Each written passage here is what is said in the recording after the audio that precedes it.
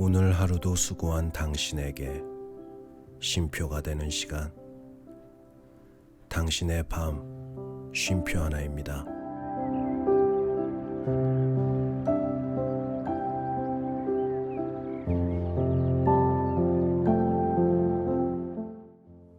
안녕하세요. 남자 사람입니다. 살아가다 보면 이런 생각을 할 때가 있어요. 왜 세상은 나한테만 이럴까?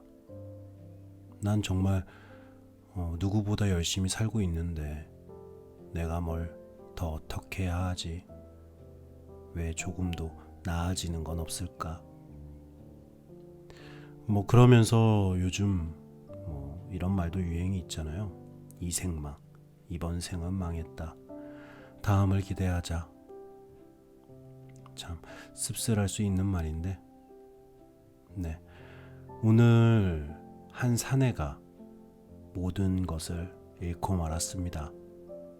말 그대로 이생망인데, 그럼 어떤 이야기일지 당신의 밤 쉼표가 되는 시간 시작해 보도록 하겠습니다.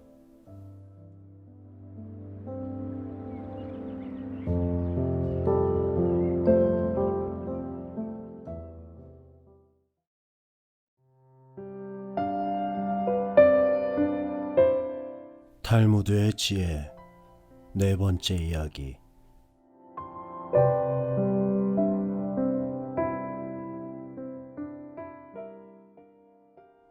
사랑의 편지. 젊은 사나이와 아름다운 아가씨가 사랑에 빠졌다. 사나이는 아가씨에게 평생 동안 성실할 것을 맹세하며 결혼했다. 두 사람은 얼마 동안 모든 일이 순조로워 행복한 나날을 보냈다. 그러던 어느 날 남편은 아내를 남겨두고 여행을 떠났다. 아내는 오랫동안 남편이 돌아오기를 기다렸지만 그는 돌아오지 않았다. 다정한 친구들은 아내를 동정했고 그녀를 시기하는 여자들은 그가 절대로 돌아오지 않을 거라며 비웃었다. 아내는 일생 동안 성실할 것을 맹세한 남편의 편지들을 읽으며 울었다. 편지는 그녀를 위로해 주었고 어려운 현실을 견뎌낼 수 있는 힘이 되었다. 몇 해 후 남편이 돌아왔다. 아내는 오랜 기다림과 슬픔의 세월을 그에게 호소했다. 남편이 물었다. 그렇게 괴로웠는데 어째서 나만을 기다리고 있었소?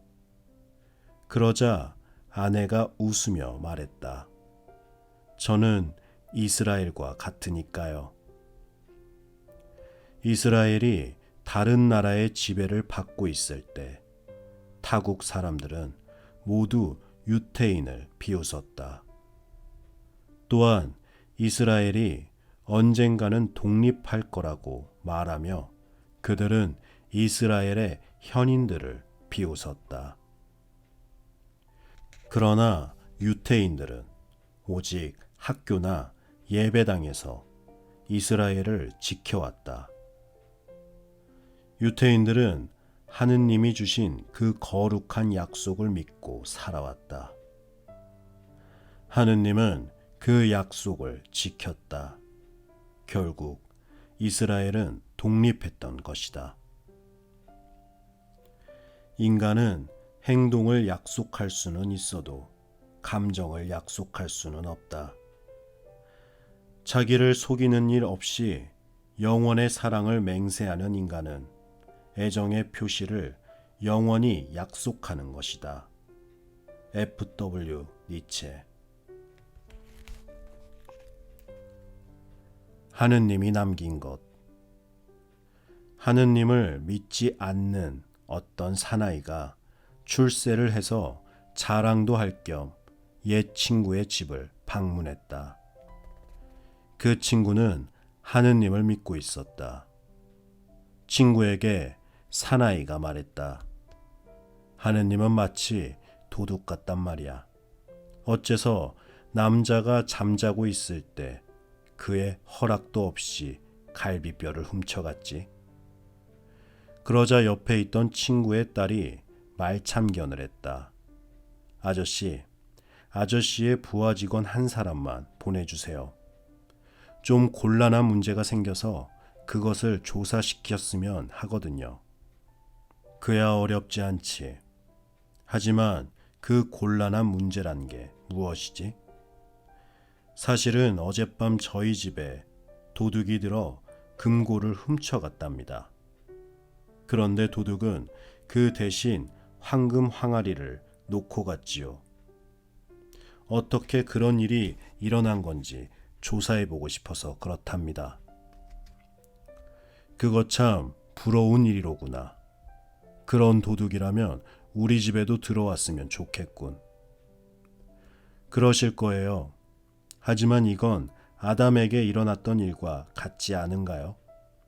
하느님께선 갈비뼈 한 개를 훔쳐가셨지만 그 대신 이 세상에 여자를 남겨놓으셨으니까요. 진실은 일정한 테두리에서 움직이지만 착오의 범위는 광대하다. H. 보링브루크. 벌거벗은 임금님.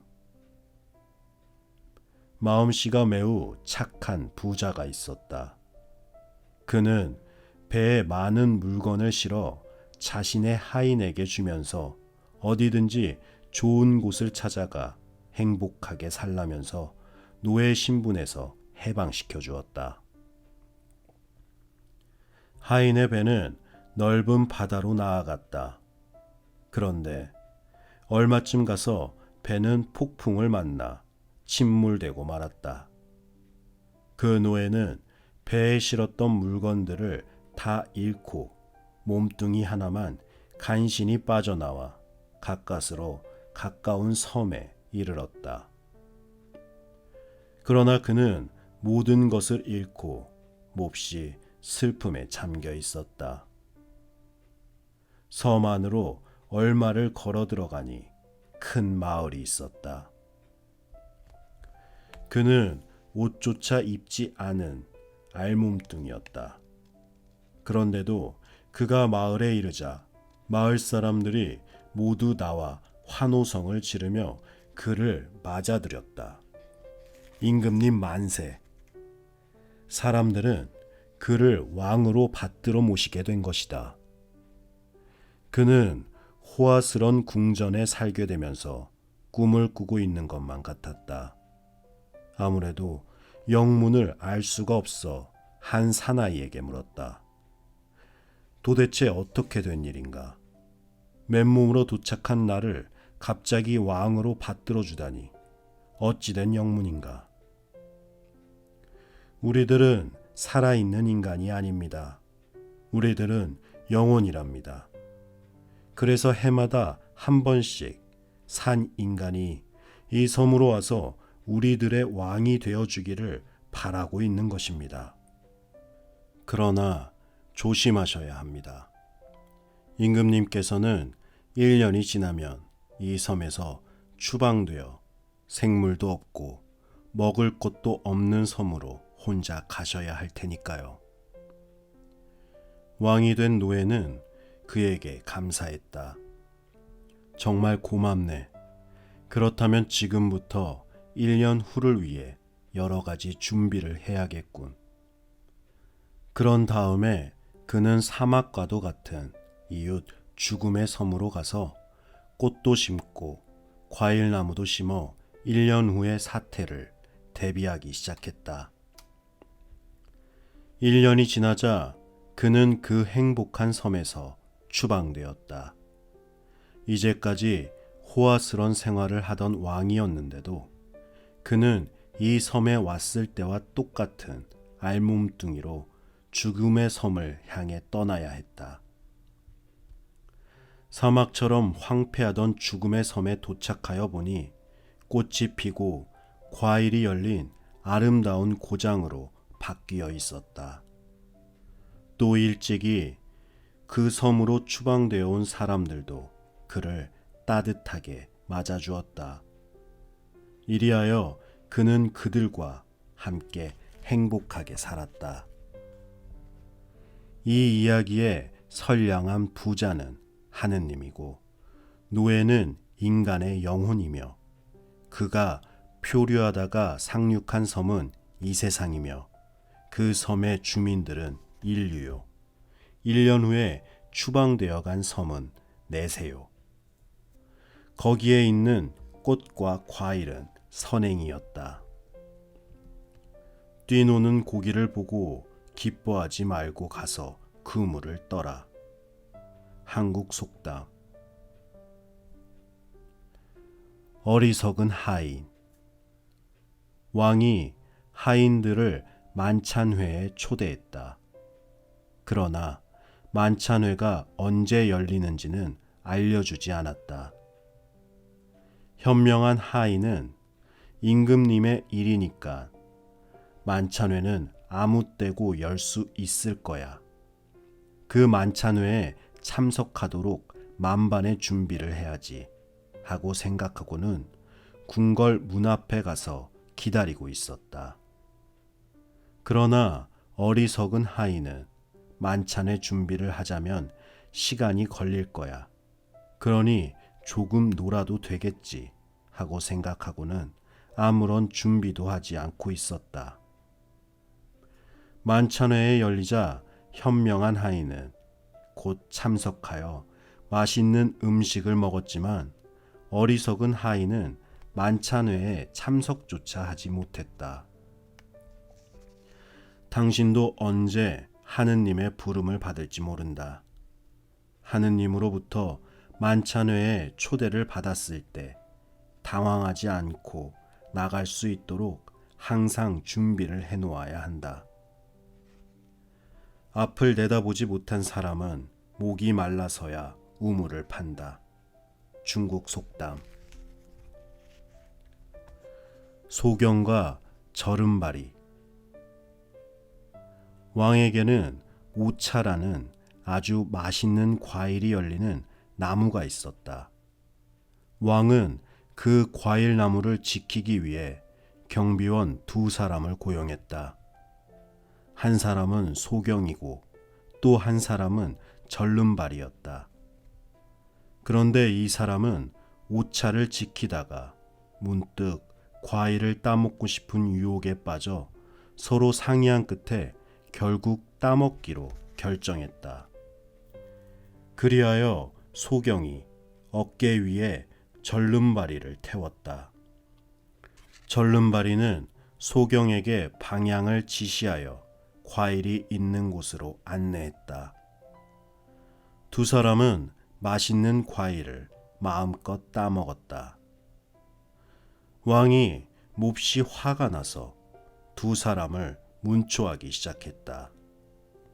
그러자 소경은 앞을 볼 수 없기 때문에 자기는 열매를 딸 수가 없다고 말하고 절름발이는 저렇게 높은 곳에 어떻게 올라갈 수 있겠느냐고 말했다.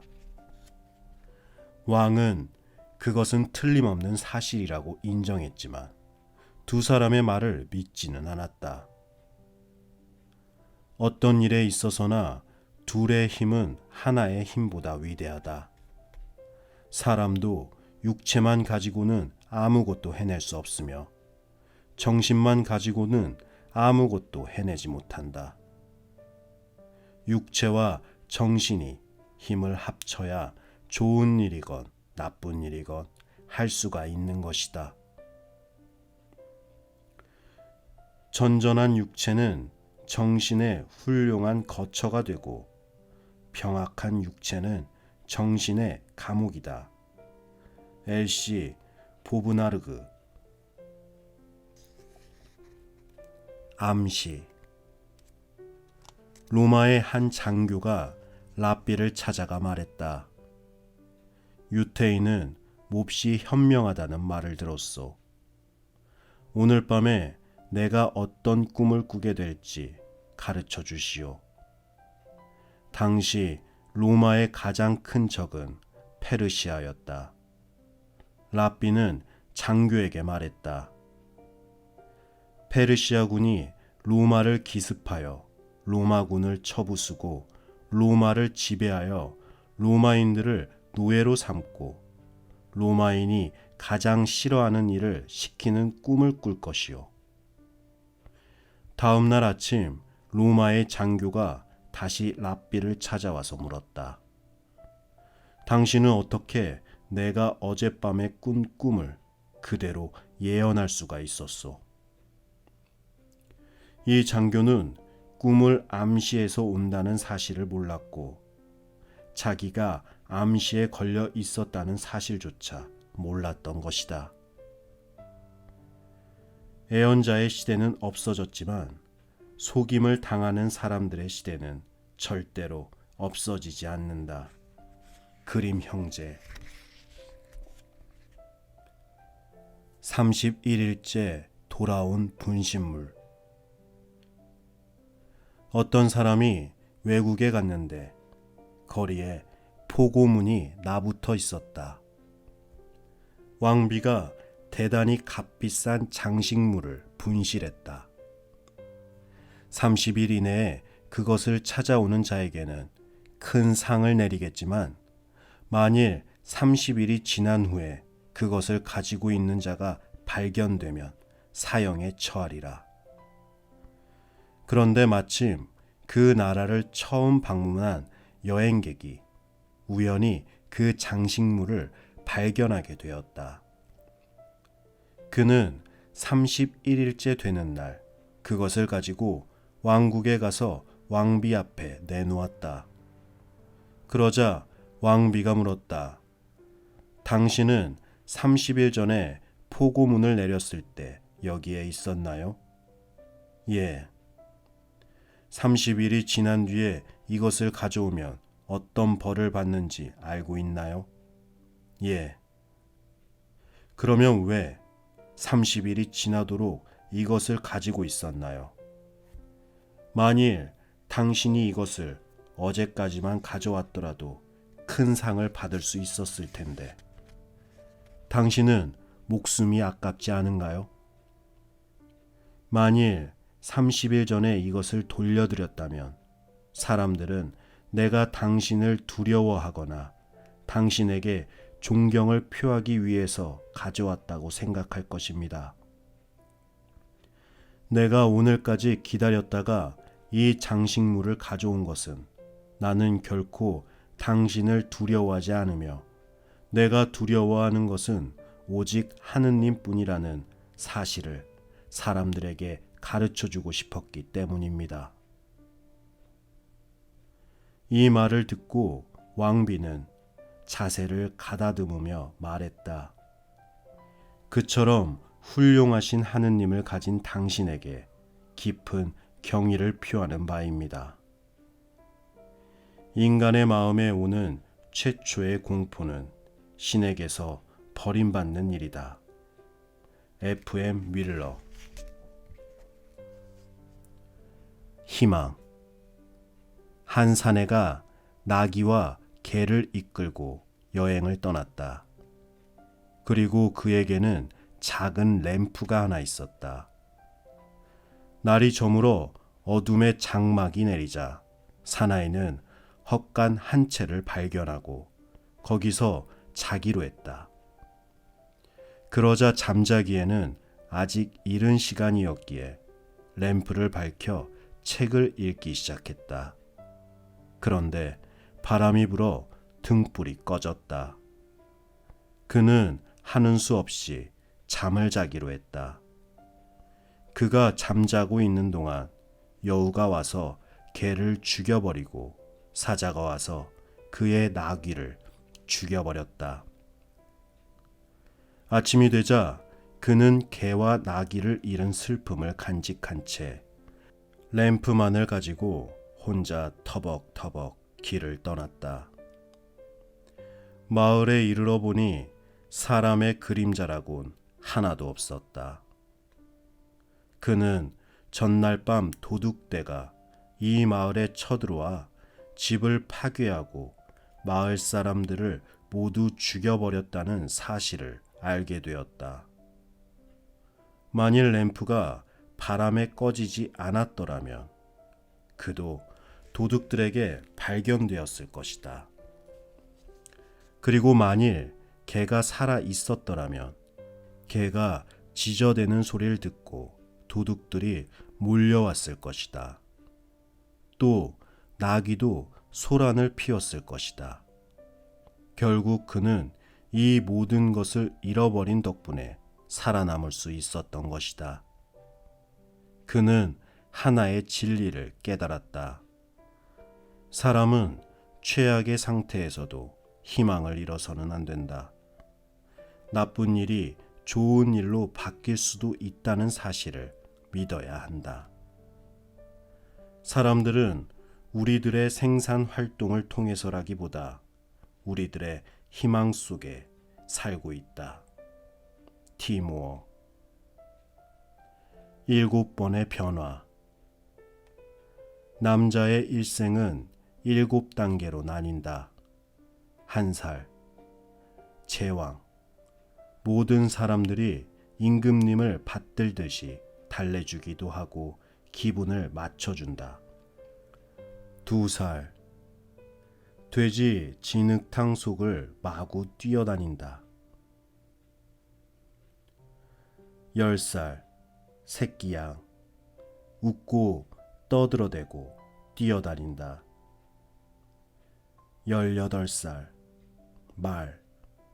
다 자라서 힘을 뽐내고 싶어 한다. 결혼 후. 당나귀. 가정이라는 무거운 짐을 지고 끙끙거리며 살아가야 한다. 중년. 개. 가족을 부양하기 위해 사람들의 호의를 구걸한다. 노년. 원숭이. 하는 행동이 어린애처럼 유치하지만 아무도 관심을 기울여주지 않는다. 반유태인. 로마의 역대 황제 중에 유태인을 가장 미워한 하드리아누스라는 황제의 이야기이다. 어느 날 한 유태인이 하드리아누스의 앞을 지나가며 인사했다. 폐하, 안녕하시옵니까? 너는 누구냐? 저는 유태인입니다. 그러자 황제는 부하에게 이렇게 명령했다. 당장 저놈을 사형에 처하라. 다음 날 또 다른 유태인 하나가 황제의 앞을 지나가게 되었다. 그런데 그는 인사를 하지 않았다. 그러자 황제는 부하에게 이렇게 명령했다. 로마 황제에게 경의를 표하지 않는 죄목으로 저놈의 목을 쳐라. 그러자 곁에 있던 신하들이 이상하게 생각하고 물었다. 폐하, 폐하께서는 어제는 인사한 사람을 죽이시더니 오늘은 또 인사하지 않았다는 죄목으로 죽이셨습니다. 그 까닭을 알 수 없나이다. 그러자 황제는 이렇게 대답했다. 내가 한 처사는 양쪽이 다 옳은 거야. 그대들은 잘 모르는 모양이지만 나는 유태인을 취급하는 방법을 잘 알고 있단 말이다. 이것은 유태인이 어떤 행동을 하든 반유태인이었던 하드리아누스로선 상관이 없었다. 그는 상대가 유태인이라는 사실만으로도 목숨을 빼앗으려고 작정을 했던 것이다. 저주란 악마에게 기도드립니다. C.G. 리덴베르크.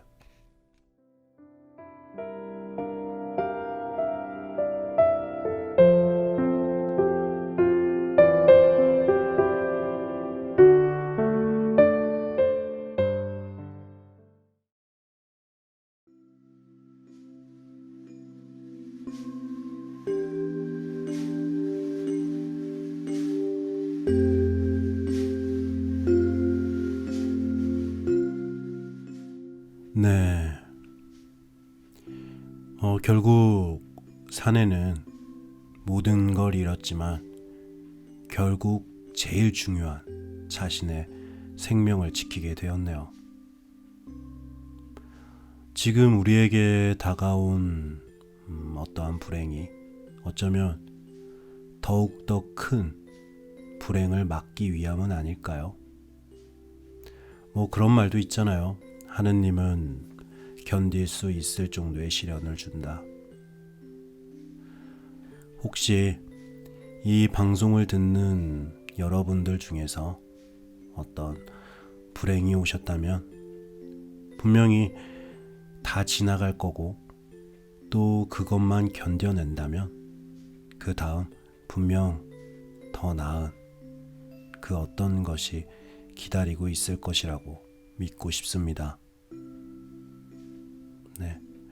오늘 밤은 누군가에게 닥쳐온 그런 불행이 조금이라도 덜 힘들고 빨리 지나가기를 기도해보면 어떨까요? 그럼 당신의 밤 쉼표 하나 여기서 마치도록 하겠습니다. 저는 남자 사람이었습니다. 편안한 밤 되세요.